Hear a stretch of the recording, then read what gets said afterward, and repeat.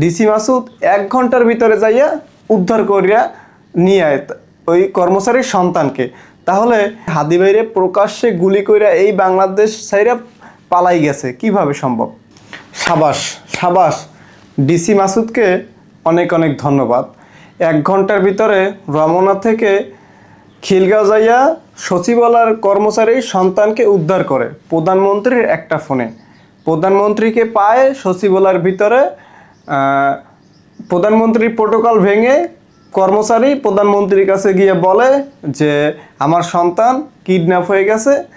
প্রধানমন্ত্রীর সাথে সাথে পুলিশ সুপার কর্মকর্তাকে ফোন না দিয়ে সরাসরি আইন মন্ত্রণালয়ে ফোন না দিয়ে সরাসরি ফোন দেয় ডিসি মাসুদকে।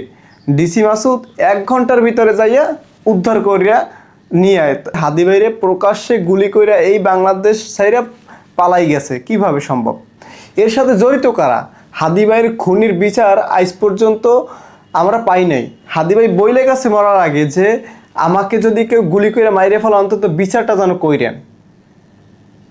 হাদি ভাইরে নিয়ে নির্বাচনের আগে ব্যাপক প্রচারণা, আইসা হাদির কবর জিয়ারত করা, হাদির পরিবারের সাথে আলাপ আলোচনা করা। তাহলে হাদির বিচারটা কই? তাহলে কি এর সাথে জড়িত কারা? ভাই আমি ছোট মানুষ, রাজনীতি বুঝি না, আমি সত্যের পক্ষে কথা বলে যাবো। আমার যদি প্রকাশ্যে গুলি করে মাইরে ফেলা, আমি সত্যের পক্ষে কথা বলে যাবো, তা কেউ ঠেকাইতে পারবে না। আমার কথা একটা, আমার মনের ভিতর একটাই প্রশ্ন যে হাদির হত্যার বিচার কবে হবে? আদৌ কি হবে কি না? কোন কর্মচারীর সন্তান কোথায় কিডন্যাপ হয়েছে এইটা দেখার বিষয় নাই। 1 ঘন্টার ভিতরে ডিসি মাসুদ যদি উদ্ধার করতে পারে তাহলে হাদি হত্যার বিচার ও করতে পারবে। আর ওই আসামিকে গ্রেপ্তার করার আছে, কিন্তু করে না কেন? কিসের কারণে করে না? বাংলাদেশের সরকার আমি দেখি নাই, আমরা জনগণ ভোট দিয়ে বানাইছি, এখন পর্যন্ত দেখলাম না যে আপনার হাদির হত্যার বিচার নিয়ে একটা কাজ করছে। তাহলে কি নির্বাচনে বসছেন, ক্ষমতায় বসছেন, প্রধানমন্ত্রী হয়েছে, এখন সব কিছু শেষ, হাদিরে ভুলে গেছেন?